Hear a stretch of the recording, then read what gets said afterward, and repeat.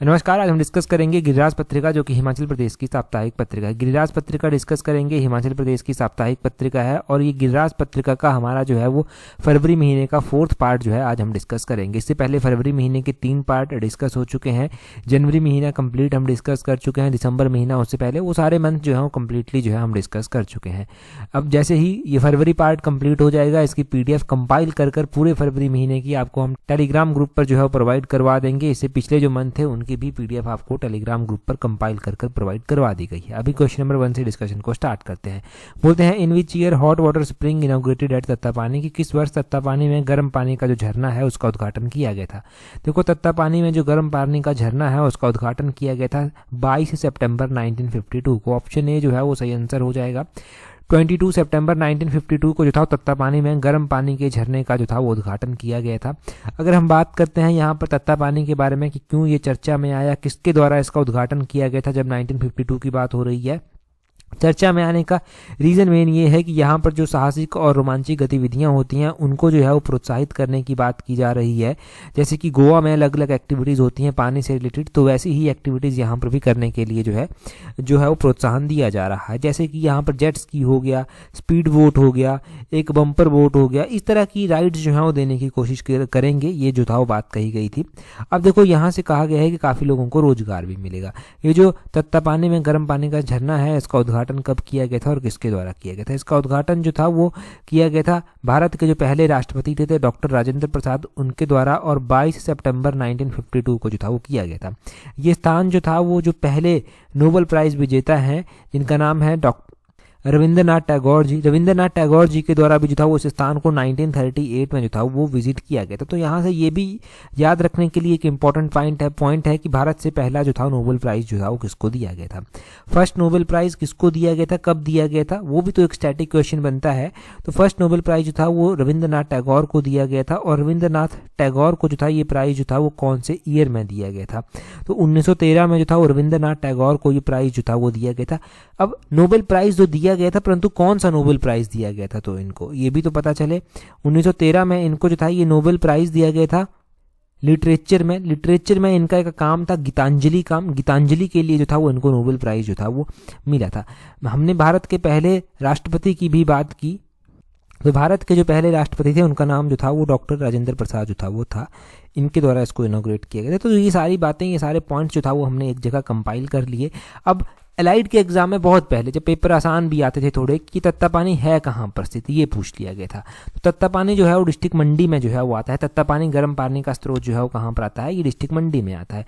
हमारे पास ऐसे ही गर्म पानी के अलग अलग जो है वो झरने हिमाचल में स्थित हैं, जैसे कि मणिकर्ण कुल्लू में स्थित है, वशिष्ठ भी कुल्लू में स्थित है, वशिष्ठ भी कुल्लू में है। हमारे पास कसोल जो है वो कुल्लू में स्थित है, खीरगंगा जो है वो कुल्लू में स्थित है, ज्योरी हमारे पास आता है, ज्योरी भी गर्म पानी का स्रोत है, और ज्योरी जो है वो किन्नौर में जो है वो स्थित है। तो इतना सब यहाँ से जो है वो ध्यान रखना। अगला क्वेश्चन देखते हैं हमारे पास क्या बोलते हैं Doppler weather radar system will be established in which of the following district. तो बोलते हैं निम्नलिखित में से किस जिले में ये डॉपलर मौसम रडार स्टेशन जो था वो स्थापित किया गया। तो बोलते हैं कि हिमाचल प्रदेश के किस जिले में ये स्थापित किए जाएंगे। तो डॉपलर रडार सिस्टम बात कही गई है कि हिमाचल प्रदेश के जो है वो लाहौल स्पीति और किन्नौर जिले में जो है वो स्थापित किए जाएंगे। ऑप्शन ए जो है वो सही आंसर है। किन्नौर और लाहौल स्पीति में ये डॉपलर रडार सिस्टम, जो डॉपलर वेदर रडार सिस्टम है, उनको स्थापित करने की बात कही गई। अब एक तो जीके का क्वेश्चन यहाँ से ये बन जाता है कि ये जो डॉपलर वेदर रडार सिस्टम है ये कौन सी मिनिस्ट्री के द्वारा लॉन्च किया गया है। तो डॉपलर वेदर रडार सिस्टम को मिनिस्ट्री ऑफ अर्थ साइंसेज के द्वारा जो था वो इनॉग्रेट जो था वो किया गया था, या फिर लॉन्च जो था वो इसको किया गया था। अब हिमाचल प्रदेश के 2 ऐसे डिस्ट्रिक्ट जो है वो चयन कर लिया गया है जहां पर ये सेटअप किया जाएगा। क्या इसके पीछे का रीज़न है, क्या इसका फ़ायदा जो है वो होगा। यहाँ से जो है वो जो ऐसे डिस्ट्रिक्ट हैं जहां पर वेदर एकदम से चेंज हो जाता है, पता नहीं चलता, तो एक्सट्रीम वेदर इवेंट्स जो होते हैं उनके बारे में मोस्ट एक्यूरेटली जो है ये डॉपलर वेदर रडार सिस्टम जो है वो बता पाएगा। इसलिए जो है ये इंपॉर्टेंट है। और यहाँ पर IMD की बात करना भी ज़रूरी है जब मौसम की बात हो ही रही है। IMD का मतलब है इंडियन मेट्रोलॉजिकल डिपार्टमेंट। ये भी मिनिस्ट्री ऑफ अर्थ साइंसेज के तहत ही जो है वो आता है। और इसकी स्थापना कब की गई थी। IMD की स्थापना जो था वो 1875 में की गई थी। इंडियन मेट्रोलॉजिकल डिपार्टमेंट है, 1875 में इसकी स्थापना की गई थी। और ये इसका हेडक्वार्टर कहाँ पर स्थित है, तो न्यू दिल्ली में जो है वो इसका हेडक्वार्टर जो है वो स्थित है। तो इसका हेडक्वार्टर भी आपको यहाँ से पता चला। तो यहाँ से हम इतना ही ध्यान रखेंगे। अगले क्वेश्चन की ओर बढ़ते हैं। बोलते हैं यहाँ पर Sunil Kumar recently von bronze medal in 23rd national para athletics championship belong from. तो बोलते हैं कि सुनील कुमार किस जिले से संबंध रखते हैं जिनको हाल ही में जो है 23 राष्ट्रीय पैरा एथलेटिक्स चैंपियनशिप में कांस्य पदक जो है वो मिला है, या फिर जिन्होंने कांस्य पदक जो है वो जीता है। हम बात कर रहे हैं हिमाचल के एक पैरा एथलीट्स की जिनका नाम जो है वो सुनील कुमार है, और इनके द्वारा जो है वो 23 नंबर की जो राष्ट्रीय पैरा एथलेटिक्स चैंपियनशिप हुई, इसमें जो है वो ब्रॉन्ज मेडल जीता। ये डिस्ट्रिक्ट ऊना से जो है वो संबंध रखते हैं। ऑप्शन बी जो है वो सही आंसर है। डिस्ट्रिक्ट ऊना से ये संबंध रखते हैं, क्यों, इनके बारे में जो है वो इंपॉर्टेंट है। अब ये गेम्स हुई भी कहाँ पर, ये भी पता होना चाहिए। 23 नंबर की जो राष्ट्रीय पैरा एथलेटिक्स चैंपियनशिप हुई वो चेन्नई में हुई, और ऊना जिले का ललियाड उपमंडल है जहाँ से ये संबंध जो है वो रखते हैं। और अब ऑब्वियसली जब हिमाचल का कोई भी प्लेयर ऐसा अवार्ड जीतता है तो हिमाचल के लिए एक प्राउड मोमेंट जो है वो होती है। तो इनका अवार्ड जीतना हिमाचल के लिए जो है वो एक प्राउड मोमेंट है। अब देखिए, इससे पहले भी हमने अलग अलग प्लेयर्स के बारे में जो है वो पढ़ रखा है। जो गिरिराज पत्रिका है उसी में हमने फरवरी महीने के तीसरे पार्ट में भी हमने पढ़ा था सावन बरवाल के बारे में, जिन्होंने 38th नेशनल गेम्स में जो है वो गोल्ड मेडल जो था वो जीता था और एक रिकॉर्ड जो था वो बनाया था। उनके बारे में हमने पढ़ा था। हमने देखा कि पेपर 1 में भी जो है वो गेम्स के बारे में क्वेश्चन पूछा जा रहा है। जो गेम्स से रिलेटेड पर्सनैलिटीज़ हैं उनके बारे में क्वेश्चन पूछा जा रहा है। हमने हिमाचल की ही ऐसी अलग अलग प्लेयर जो है वो पढ़ी हैं। रेणुका ठाकुर हमने पढ़ा है, सुषमा वर्मा हमने पढ़ा है। ये क्रिकेट से संबंधित है, क्रिकेट खेल से जो है वो संबंध रखती हैं। एग्जाम में जो क्वेश्चन पूछा गया था कि जो क्रिकेटर है महिला क्रिकेटर वो कौन सी है, तो रेणुका ठाकुर ऑप्शन में दिया गया था, वो जो था वो महिला क्रिकेटर है हिमाचल से। अब रितु नेगी भी जो है वो पूछी जाती हैं, तो रितु नेगी जो है वो क्रिकेट से संबंधित नहीं है, रितु नेगी जो है वो कबड्डी से संबंधित है। हिमाचल की वैसे ही एक और प्लेयर है जिनका नाम ज्योति ठाकुर है, ज्योति ठाकुर भी जो है वो कबड्डी से ही जो है वो संबंधित है। पुष्पा रैना है, वो भी कबड्डी से ही जो है वो संबंधित है। तो वो कबड्डी से जुड़ी हुई महिलाएं हैं। रेणुका ठाकुर हमने पढ़ लिया, सुषमा वर्मा हमने पढ़ लिया, वो क्रिकेट से जुड़ी हुई महिलाएं हैं। तो वैसा क्वेश्चन अगर कोई पूछा जाए तो वो आपका गलत नहीं होना चाहिए। अगला क्वेश्चन बोलते हैं कंसीडर द फॉलोइंग स्टेटमेंट। तो यहाँ पर कुछ एक स्टेटमेंट्स दी गई हैं, आपको उनके बारे में विचार कर बताना है कि कौन सी स्टेटमेंट सही है, कौन सी स्टेटमेंट गलत है। तो एक आर्टिकल में बात की गई थी गिरिराज पत्रिका में कि बेटियों के विवाह पर जो है वो हिमाचल प्रदेश सरकार सहायता भी प्रदान करती है। तो वहाँ से ही हमने पहले तो MCQs में ये क्वेश्चन पढ़े हुए हैं, आज हम स्टेटमेंट में पढ़ लेंगे। बोलते हैं under Mukhyamantri Kanyadan Yojana marriage grant of ₹51,000 is being granted to guardians of destitute girls for their marriage. तो बोलते हैं कि ये जो मुख्यमंत्री कन्यादान योजना है इसमें बेसहारा लड़कियों के अभिभावकों को उनके विवाह के लिए सरकार 51,000 रुपए का अनुदान जो है वो देती है। आगे बोलते हैं under Mukhyamantri Shagun Yojana marriage grant of 31,000 is provided for the marriage of a girl belonging to a scheduled caste scheduled tribe family. बोलते हैं कि ये जो मुख्यमंत्री सगुन योजना चलाई गई है इसके तहत 31,000 रुपया दिया जाता है, और उनको दिया जाता है जो कि शेड्यूल कास्ट शेड्यूल ट्राइब से जो है वो संबंध रखती हैं लड़कियां, उनको मैरिज ग्रांट जो है वो यहाँ पर दी जाती है। अब एक एक कर ऑप्शंस को एनालाइज करते हैं। सबसे पहली ऑप्शंस देखिए, बोलते हैं ये जो मुख्यमंत्री कन्यादान योजना है इसमें 51,000 रुपया जो है वो दिया जाता है। बिल्कुल सही बात है, दिया जाता है। और किसको दिया जाता है? जो कि बेसहारा लड़कियां हैं उनको जो है वो दिया जाता है, उनके गार्जियंस को जो है वो दिया जाता है। ये बिल्कुल सही बात है। मुख्यमंत्री कन्यादान योजना के बारे में ये कथन बिल्कुल सही है। आगे बोलते हैं मुख्यमंत्री सगुन योजना, इस योजना के तहत 31,000 रुपया दिया जाता है। ये बिल्कुल सही बात कही गई है, परंतु किसको दिया जाता है? ये शेड्यूल कास्ट शेड्यूल ट्राइब को स्पेसिफिक रूप से नहीं दिया जाता, ये उनको दिया जाता है जो BPL फैमिली से लड़कियां संबंध रखती हैं, उनको जो है वो दिया जाता है। तो मुख्यमंत्री सगुन योजना की स्टेटमेंट 31,000 रुपया दिया जाता है, ये तो सही है, परंतु शेड्यूल कास्ट शेड्यूल ट्राइब वाला गलत हो गया क्योंकि ये BPL फैमिली की लड़कियों को दिया जाता है। दूसरी स्टेटमेंट हमारे पास गलत हो गई, पहली स्टेटमेंट हमारे पास सही हो गई। तो इस क्वेश्चन का सही आंसर क्या हो जाएगा? Only one is correct. इसका सही आंसर हो जाएगा only one statement is correct. अब क्या यहाँ पर कुछ और भी इंपॉर्टेंट क्वेश्चन बन सकता है 2023-24 के इकोनॉमिक सर्वे के अकॉर्डिंग? तो बिल्कुल यहाँ पर क्वेश्चन बन सकता है मुख्यमंत्री कन्यादान योजना से संबंधित कि इसमें 51,000 रुपया तो दिया जाता है, उन लड़कियों को दिया जाता है जिनका जो है वो कोई नहीं है, बेसहारा लड़कियां हैं, उनको दिया जाता है। परंतु इसमें एक और क्राइटेरिया रखा गया है कि उनकी एनुअल इनकम जो है वो 50,000 से ज़्यादा नहीं होनी चाहिए, तभी उनको ये अमाउंट जो है वो दिया जाएगा। उनकी एनुअल इनकम 50,000 से ज़्यादा नहीं होनी चाहिए। तभी उनको जो है ये सहायता राशि जो है वो दी जाएगी। सगुन योजना में तो हमने क्लियर कट बात की कि यहाँ पर उनको दिया जाएगा, सिर्फ जो कि बिलोंग करती हैं बीपीएल फैमिली से उनको 31,000 रुपया जो है वो दिया जाएगा। तो ये दोनों ही स्टेटमेंट्स अब पूरी तरह से पूर्णतः रूप से कंप्लीट हो गई। अगले क्वेश्चन की ओर बढ़ेंगे हमारे पास कि नेक्स्ट क्वेश्चन में जो है वो क्या पूछा गया है। देखिए अगला क्वेश्चन डिस्कस करें उससे पहले अगर आप तैयारी कर रहे हैं आने वाले पेपर 1 के लिए, हाई कोर्ट के एग्जाम के लिए तैयारी कर रहे हैं, या फिर Himachal Pradesh public service commission के किसी और एग्जाम, या फिर हिमाचल प्रदेश राज्य चयन आयोग के अपकमिंग एग्जाम जैसे कि टीजीटी, जेबीटी, एचपीआरसीए के अपकमिंग एग्जाम्स के लिए, किसी और एग्जाम के लिए, सब इंस्पेक्टर कांस्टेबल जैसे एग्जाम्स के लिए भी तैयारी क्यों ना कर रहे हो, आपको कॉम्प्रिहेंसिव टेस्ट सीरीज जो है वो टाइमली ज्वाइन कर लेनी है, क्योंकि टाइमली ज्वाइन करने से जो है वो आप एग्जाम से पहले कम से कम 3-4 बार अच्छे से रिवाइज कर पाएंगे। रिवाइज तो कर ही पाएंगे, आपको अपनी कमियों का भी पता चलेगा, उन कमियों के ऊपर भी काम कर पाएंगे, क्योंकि गलतियां पता चल गई वो एनफ नहीं है, उन गलतियों के ऊपर काम करना भी ज़रूरी है। तो काम तभी कर पाएंगे जब आप एक बार में टेस्ट सीरीज से गुजारा नहीं होगा, उसको लेंथी टेस्ट सीरीज हैं हमारी, और डेफिनेटली जब आप प्रैक्टिस करेंगे तो आपको अपने अंदर काफ़ी इंप्रूवमेंट देखने को मिलेगी। तो स्लॉट 1 तो फुल हो चुका है, स्लॉट 2 में आप आपको अपने आप को जो है वो टाइमली रजिस्टर कर सकते हैं, जिसका लिंक नीचे डिस्क्रिप्शन बॉक्स कमेंट बॉक्स में दिया गया है। अगला क्वेश्चन है, बोलते हैं in which year capital of Punjab shifted from Shimla to Chandigarh. तो बोलते हैं कैपिटल ऑफ पंजाब, पंजाब की राजधानी पहले शिमला में भी होती थी। जब देखो एक पूरा एक प्रांत होता था, पूरा पंजाब रीजन ही हुआ करता था, पंजाब प्रोविंस हुआ करता था, उस टाइम हिमाचल का भी गठन नहीं था। हिमाचल का कॉन्सेप्ट तो धीरे धीरे एक पहाड़ी राज्य के रूप में आया कि एक पहाड़ी राज्य अलग से होना चाहिए। फिर हिमाचल जो था वो बना, 30 छोटी बड़ी रियासतों को मिलाकर 15 अप्रैल 1948 को हिमाचल का गठन कर दिया गया। अब हिमाचल का गठन तो कर दिया गया, बोलते हैं कि हिमाचल का गठन कर दिया गया। अब कुछ क्षेत्र ऐसे हो गए जो हिमाचल में आ गए, कुछ पंजाब में चले गए।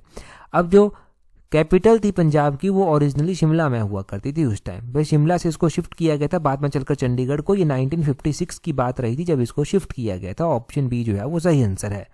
अब देखो चंडीगढ़ को किसके द्वारा डिज़ाइन किया गया था। जब चंडीगढ़ शिफ्ट की गई ना, तो चंडीगढ़ एक बड़ी वेल डिज़ाइंड सिटी आपको देखने को मिलती है। यूटी में ये आता है, केंद्र शासित प्रदेश में चंडीगढ़ आता है। तो चंडीगढ़ को डिज़ाइन किया गया था, एक फ्रांस के आर्किटेक्ट हुआ करते थे, ली कॉर्ब्यूसियर उनका नाम हुआ करता था, उनके द्वारा चंडीगढ़ को जो था वो डिज़ाइन किया गया था। ली कॉर्ब्यूसियर का नाम जो है वो ध्यान रखना है। बड़ा ही बेसिक सा क्वेश्चन है, परंतु फिर भी गलत हो जाता है एग्जाम में, क्योंकि प्रॉपर्ली रिवाइज नहीं किया होता। और जब एग्जाम में एमसीक्यू क्वेश्चंस आप देखते हैं, मिलती जुलती ऑप्शंस होती हैं, वहां पर कंफ्यूजन कहीं ना कहीं पर क्रिएट हो जाएगा और क्वेश्चन गलत हो जाएगा। वैसा नहीं होना चाहिए। अब ये सब हमने जान लिया। अब अगले क्वेश्चन की ओर जो है वो बढ़ते हैं। अगले क्वेश्चन में क्या बोलते हैं, बोलते हैं recently Gyanesh Kumar has been appointed as dash chief election commissioner of India. उत्तीर्ण सीरीज में हमने क्वेश्चन ऑलरेडी पढ़ भी रखा है। बोलते हैं ज्ञानेश कुमार को अभी जो है वो चीफ इलेक्शन कमिश्नर जो है वो बनाया गया है भारत का। तो बोलते हैं कि ये जो है कौन से नंबर के चीफ इलेक्शन कमिश्नर जो है वो बने। देखो Gyanesh Kumar chief election commissioner बने हैं अभी, और गिरास पत्रिका में भी इनके ऊपर एक आर्टिकल जो था वो छोटा सा आया था। ज्ञानेश कुमार की बात करते हैं तो ये 26 नंबर के जो है वो चीफ इलेक्शन कमिश्नर बने हैं। ऑप्शन बी जो है वो इसका सही आंसर हो जाएगा। अब ज्ञानेश कुमार जो है वो बन गए हैं चीफ इलेक्शन कमिश्नर, 26 नंबर के बन गए हैं। ये 1988 बैच के जो हैं वो केरल कैडर के अधिकारी हैं, और इन्होंने केंद्र सरकार में भी काम किया, राज्य सरकार में भी काम किया। बाद में चलते चलते जो हैं ये यहाँ तक पहुँचे हैं। और अगर हम बात करते हैं कि इस बार के जो चीफ इलेक्शन कमिश्नर बनाए गए हैं वो क्यों इतने इंपॉर्टेंट हैं, वो इसलिए इतने इंपॉर्टेंट हैं क्योंकि सुप्रीम कोर्ट ने लास्ट टाइम एक जजमेंट दी थी कि जो चीफ इलेक्शन कमिश्नर को अपॉइंट किया जाएगा उसमें जो है वो प्रधानमंत्री होंगे, लीडर ऑफ अपोजिशन होंगे, और चीफ जस्टिस भी जो है वो होंगे। इस तरह से जो है वो एक कमेटी बनाई जाएगी, फिर वो जो है वो डिसाइड करेगी कि कौन जो है वो चीफ इलेक्शन कमिश्नर बनेगा। एक वोटिंग जैसी होगी हल्की सी, 3 लोगों 4 लोगों के बीच में। परंतु फिर पार्लियामेंट से एक एक्ट बना दिया गया कि भाई जो चीफ इलेक्शन कमिश्नर होगा उसके लिए एक प्राइम मिनिस्टर होंगे, प्राइम मिनिस्टर के साथ जो है वो प्राइम मिनिस्टर के द्वारा अपॉइंट किया हुआ ही कोई होम मिनिस्टर टाइप में होगा, और होम मिनिस्टर के अलावा जो है वो जो लीडर ऑफ अपोजिशन होंगे वो होंगे। अब देखो होता ऐसा है ना कि जो प्राइम मिनिस्टर बोलेंगे ऑब्वियसली जो उनके मंत्री हैं वो वही करेंगे, होम मिनिस्टर होंगे तो वो उसी को जो है वो उसी के लिए सहमति देंगे जिसके लिए प्राइम मिनिस्टर चाहेंगे, और बच के लीडर ऑफ अपोजिशन तो वो यहाँ पर वही आ जाता है कि यहाँ पर कहीं ना कहीं पर जो है वो पार्शियलिटी हो सकती है, कहीं ना कहीं पर इस तरह के डाउट्स जो हैं वो हमेशा उभरते रहते हैं। तो ये नए सिस्टम से पहली बार अपॉइंट किए गए हैं, तो इसलिए ये इंपॉर्टेंट हुए। 26 नंबर के जो हैं ये हैं चीफ इलेक्शन कमिश्नर्स, ये ध्यान रखना है। अभी हमने रिसेंट सिनेरियो में देखा था, दिसंबर महीने के करंट अफेयर भी मैंने टेस्ट ग्रुप में डाले थे, तो वहाँ पर हमने देखा था कि आरबीआई के नए गवर्नर भी जो है वो बनाए गए हैं। आरबीआई के जो नए गवर्नर बनाए गए हैं वो जो है वो संजय मल्होत्रा को जो है वो बनाया गया है। आरबीआई के जो नए गवर्नर बने हैं वो कौन से नंबर के गवर्नर बने हैं? वो 26 नंबर के गवर्नर बने हैं। यहाँ से देखो 2 पॉइंट याद हो गए। चीफ इलेक्शन कमिश्नर भी 26 नंबर के, आरबीआई के गवर्नर संजय मल्होत्रा भी 26 नंबर के। तो ये भी एक बेसिक सी ट्रिक्स हो जाती है कि क्वेश्चंस को किस तरह से एक दूसरे के साथ लिंक कर जो है वो आप याद रखेंगे। अगला क्वेश्चन देखिए, बोलते हैं international mother language day is a world wide annual observance on held on. तो बोलते हैं कि अंतर्राष्ट्रीय मातृभाषा दिवस जो है वो एक विश्वव्यापी वार्षिक अनुष्ठान है। ये कब जो है वो मनाया जाता है? तो इंटरनेशनल मदर लैंग्वेज डे की यहाँ पर बात की जा रही है। और इंटरनेशनल मदर लैंग्वेज डे जो है वो फरवरी महीने की 21 तारीख को जो है वो मनाया जाता है। अब इंटरनेशनल मदर लैंग्वेज डे जो है वो इम्पॉर्टेंट है, और इंटरनेशनल मदर लैंग्वेज डे जो है वो मनाया कब जाता है? ये फरवरी महीने की 21 तारीख को जो है वो मनाया जाता है प्रत्येक वर्ष, ताकि जो हमारी लैंग्वेज है, मदर लैंग्वेज है, उसको प्रमोट किया जाए, उसके बारे में जो है वो अवेयरनेस लोगों में फैलाई जाए, तो इसलिए इसको मनाते हैं। अब फरवरी महीने के एक बार इंपॉर्टेंट डेज मैं आपको रिवाइज करवा देता हूँ। फरवरी महीने में 1 फरवरी को इंडियन कोस्ट गार्ड डे जो है वो मनाया जाता है। 2 फरवरी को हमने वर्ल्ड वेटलैंड डे जो है वो पढ़ा है। वर्ल्ड वेटलैंड डे इसलिए मनाया जाता है क्योंकि 2 फरवरी 1971 को जो था वो रामसार कन्वेंशन पर साइन हुए थे। रामसार जो है वो ईरान की एक सिटी है जहाँ पर एक कन्वेंशन हुई थी, तो इसलिए ये मनाया जाता है 2 फरवरी को वर्ल्ड वेटलैंड डे। उसके बाद हमने पढ़ा था कि जो इम्पोर्टेंट डे मनाया जाता है वो मनाया जाता है 4 फरवरी को वर्ल्ड कैंसर डे जो है वो 4 फरवरी को जो है वो मनाया जाता है। 4 फरवरी के बाद जो है वो इम्पोर्टेंट डे मनाया जाता है 10 फरवरी को। 10 फरवरी को जो है वो वर्ल्ड पल्सिस डे जो है वो मनाया जाता है। विश्व जो दाल जो हमारी होती है पल्सिस, वो डे जो है वो मनाया जाता है। और उसके बाद जो है वो एक इम्पॉर्टेंट डे 11 फरवरी को मनाया जाता है, international day of women and girls in science, ये जो है वो मनाया जाता है। उसके बाद जो है वो अगला इंपॉर्टेंट डे जो है वो मनाया जाता है 13 फरवरी को, 13 फेब को जो है वो वर्ल्ड रेडियो डे जो है वो मनाया जाता है। रेडियो के ऊपर भी एक आर्टिकल आया था, परंतु हमने वो क्वेश्चन सेपरेटली डिस्कस नहीं किया। वर्ल्ड रेडियो डे कब मनाया जाता है? ये 13 फरवरी को जो है वो मनाया जाता है। उसके बाद हम देखते हैं कि 13 फरवरी को जो है सरोजिनी नायडू की बर्थ एनिवर्सरी जो है वो होती है, तो उसको जो है वो किस रूप में मनाते हैं? नेशनल वुमेन डे के रूप में जो है वो 13 फेब को जो है वो मनाते हैं। 13 फेब के बाद जो है हमने जो है वो यहाँ पर एक 20 फरवरी को पढ़ा था, world day of social justice जो है वो 20 फरवरी को मनाया जाता है। 20 फरवरी के बाद हमने 21 फरवरी जो है वो पढ़ लिया। 21 फरवरी के बाद जो है वो इम्पोर्टेंट डे मनाया जाता है। उसके बाद अगला डे सेंट्रल एक्साइज डे 24 फरवरी को मनाया जाता है। टेलीग्राम पर भी इसका क्यूज जो था वो डाला था। और वर्ल्ड एनजीओ डे 27 फरवरी को मनाया जाता है। और 28 फरवरी को नेशनल साइंस डे जो है वो मनाया जाता है। तो ये नेशनल साइंस डे वाला क्वेश्चन भी मैंने टेलीग्राम पर क्यूज की फॉर्म में जो था वो डाला था, ताकि आपकी प्रॉपर प्रैक्टिस जो है वो हो सके। अब हम कुछ 1 लाइनर क्वेश्चन जो है वो डिस्कस करेंगे। यहाँ पर सबसे पहला क्वेश्चन देखिए, बोलते हैं भारत का कौन सा राज्य फलों की टोकरी के नाम से प्रसिद्ध है? तो फलों की टोकरी के नाम से हिमाचल प्रदेश को ही जो है वो जानते हैं। ठीक है जी, तो ये बड़ा ही आसान क्वेश्चन है। आगे बोलते हैं सुकेती जीवाश्म पार्क किस नदी के किनारे स्थित है? ये सुकेती जीवाश्म पार्क जो है वो सिरमौर डिस्ट्रिक्ट में जो है वो स्थित है। और इस नदी की बात करें कि कौन सी नदी के किनारे ये स्थित है, तो ये मारकंडा नदी के किनारे जो है वो स्थित है, सिरमौर में जो है वो स्थित है सुकेती जीवाश्म पार्क। आगे बोलते हैं गद्दी जनजाति द्वारा मनाया जाने वाला प्रमुख त्योहार जो है वो कौन सा है? तो गद्दी जनजाति मुख्य रूप से डिस्ट्रिक्ट कांगड़ा और डिस्ट्रिक्ट चंबा में जो है वो पाई जाती है। और इनके द्वारा जो मुख्य रूप से मनाया जाता है वो नवाला मनाया जाता है। नवाला गद्दियों की तरह मनाया जाता है और भगवान शिव की पूजा यहाँ पर जो है वो की जाती है। डांसीज अगर डिस्ट्रिक्ट चंबा में हम देखते हैं तो डिस्ट्रिक्ट चंबा में झांकी हंतार जो है वो डांस होता है, झंझार डांस यहाँ पर होता है, सिकरी डांस यहाँ पर होता है, ढांडराज डांस जो है वो यहाँ पर होता है। तो इस तरह के डांसेज जो हैं वो होते हैं गद्दियों के बीच में। ठीक है जी। सिकरी लोक नृत्य हिमाचल प्रदेश के किस जिले का प्रमुख नृत्य है? तो सिकरी लोक नृत्य की अगर हम बात करते हैं तो सिकरी भी चंबा का ही लोक नृत्य है। चंबा में डांसेस की बात हो रही थी, चंबा में जो है वो नुवाला डांस होता है, सिकरी डांस होता है, ढांगी डांस होता है, ढेपक डांस होता है, झंझार डांस होता है, झांकी डांस होता है, हंतार डांस होता है। यहाँ पर जो है ढांडराज डांस भी जो है वो परफॉर्म किया जाता है। आगे बोलते हैं भारत में मौसम पूर्वानुमान के लिए इसरो की कौन सी उपग्रह श्रृंखला का उपयोग सबसे पहले किया गया? तो भारत में इनसेट जो मेटसेट है 1 उसका जो है वो सबसे पहले इस्तेमाल किया गया, ताकि इसरो की जो मौसम पूर्वानुमान की जो है श्रृंखला है उसका जो है पता चल सके, या फिर उसमें जो है सबसे पहले इनसेट मेटसेट का प्रयोग किया गया। अगला देखिए अगले क्वेश्चन में बोलते हैं ये जो लांगुरिया लोकगीत है और लोक नृत्य है किस राज्य से जो है वो संबंधित है? तो ये पूर्वी राजस्थान से जो है वो संबंधित है। राजस्थान का जो है ये लांगुरिया लोकगीत और लोक नृत्य जो है वो है और काफ़ी फेमस भी है। हम ऐसे ही फोक डांसेस की बात कर लेते हैं तो रौफ हम देखते हैं, रौफ एक जम्मू कश्मीर का जो है वो फोक डांस जो है वो आता है। गरबा हम गुजरात में देखते हैं, घूमर हम देखते हैं ये जो है वो राजस्थान का है, घूमर कर। और बिहू हम असम का देखते हैं। लवानी आता है, लवानी जो है वो कहाँ का, महाराष्ट्र का जो है वो आता है। एक जो है वो यहाँ पर पुली काली कर इस तरह से आता है, पुली काली कर ये जो है वो केरला का आता है। हमारे हिमाचल में तो आपको पता है डिस्ट्रिक्ट वाइज तो हम हिमाचल जीके में पढ़ते ही रहते हैं, परंतु ओवरऑल हिमाचल में नाट्टी को जो है जाना जाता है। तो नाट्टी वहाँ पर परफॉर्म की जाती है, पूरे हिमाचल में परफॉर्म की जाती है जब हम नेशनल लेवल पर कोई जीके का क्वेश्चन जो है वो पढ़ते हैं। तो अगला क्वेश्चन देखते हैं, बोलते हैं दादू पंथ का साहित्य किस भाषा में संग्रहित है। तो दादू पंथ का जो साहित्य है वो किस भाषा में संग्रहित किया गया, वो ढूंढाड़ी भाषा में जो है वो इसको किया गया। ढूंढाड़ी कर प्रोनाउंसिएशन देख लेना, इस तरह से जो था वो किया गया था। अब दादू दयाल के बारे में थोड़ा सा बता दूं तो ये गुजरात से संबंध रखते थे और एक आध्यात्मिक व्यक्ति थे और इन्होंने अपने साथ कुछ लोगों को जोड़ा और एक संगठन, एक संप्रदाय का गठन किया जिसको जो था वो दादू पंथ का नाम इन्होंने दे दिया था। अगर हम बात करें हमारे वैष्णव संप्रदाय में तो 7 मार्शल अखाड़े आते हैं जिसमें से दादूपंथी जो हैं वो हिंदुओं के वैष्णव संप्रदाय के 7 मार्शल अखाड़ों में से एक हैं। तो ये उतने उनके बारे में इतना सा ध्यान रखना। आगे बोलते हैं प्रोटीन से बने वायरस के बाहरी आवरण को क्या कहा जाता है। तो प्रोटीन से बने वायरस के बाहरी आवरण को जो है वो कैप्सिड जो है वो बोलते हैं।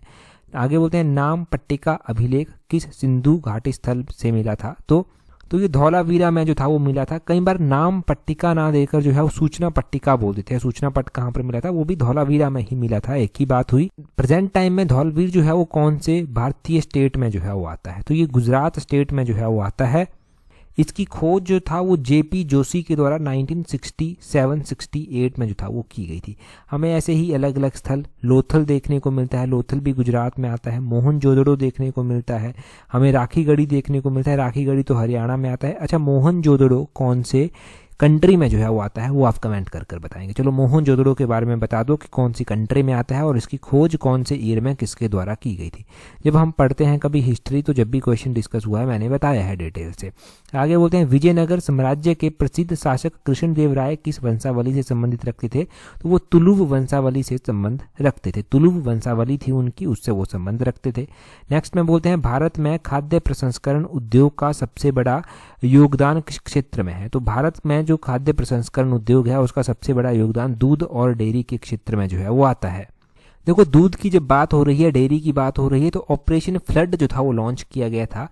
बोलते हैं कि ऑपरेशन फ्लड को कब लॉन्च किया गया था। तो उसको 1970 में जो था वो लॉन्च किया गया था। क्वेश्चन पूछने वाला ये भी पूछता है कि ऑपरेशन फ्लड इनिशिएटिव जो था वो किससे संबंधित था। तो ये डेयरी से संबंधित है, दूध और दूध से जुड़े हुए प्रोडक्ट से संबंधित है। व्हाइट रेवोल्यूशन का ही ये एक पार्ट जो था वो आता था, जो श्वेत क्रांति जो था वो यहाँ पर लॉन्च की गई थी इंडिया में। और इसके बाद हमें देखने को मिलता है कि अब इंडिया जो है वो दूध के क्षेत्र में काफ़ी आगे जा चुका है। इनफैक्ट इंडिया को जो है वो किसी और कंट्री से दूध के ऊपर डिपेंड या दूध से बने प्रोडक्ट्स के ऊपर डिपेंड नहीं होना पड़ता। इंडिया खुद जो है वो चीज़ों को एक्सपोर्ट जो है वो अब करता है। तो ये सब तो हो गया। अब अगला क्वेश्चन देखिए। अगले क्वेश्चन में बोलते हैं under Mukhyamantri Sahara Yojana how much monthly assistance provided to patient suffering from specified disease. तो बोलते हैं मुख्यमंत्री सहारा योजना के तहत जो विशिष्ट बीमारियों से पीड़ित रोगी हैं उनको कितनी मासिक सहायता जो है वो प्रदान की जाती है। आपके पास 4 ऑप्शंस यहाँ पर दिए गए हैं। ये जो मुख्यमंत्री सहारा योजना है इसमें कितनी मंथली असिस्टेंस दी जाती है, आप जल्दी से कमेंट कर बताएंगे। इस क्वेश्चन को हम पिछले एडिशन में गिरिराज पत्रिका के डिस्कस कर चुके हैं, जो फरवरी महीने का 3रा एडिशन था। डिटेल से मैंने बताया था। अभी आप कमेंट करके जो है वो जल्दी से अपना आंसर बता दीजिए। टेलीग्राम पर ज्वाइन नहीं किया है तो टेलीग्राम पर आपको पीडीएफ्स भी मिल जाएंगी, इंपॉर्टेंट जानकारी भी मिलती रहती है। टेलीग्राम पर ज्वाइन करने के लिए अपने टेलीग्राम से @allexam31 इस तरह से सर्च भी करना, आपको हमारा टेलीग्राम चैनल मिल जाएगा। आज की इस वीडियो में इतना ही है। That's all for today. Thank you very much for watching and listening it very patience.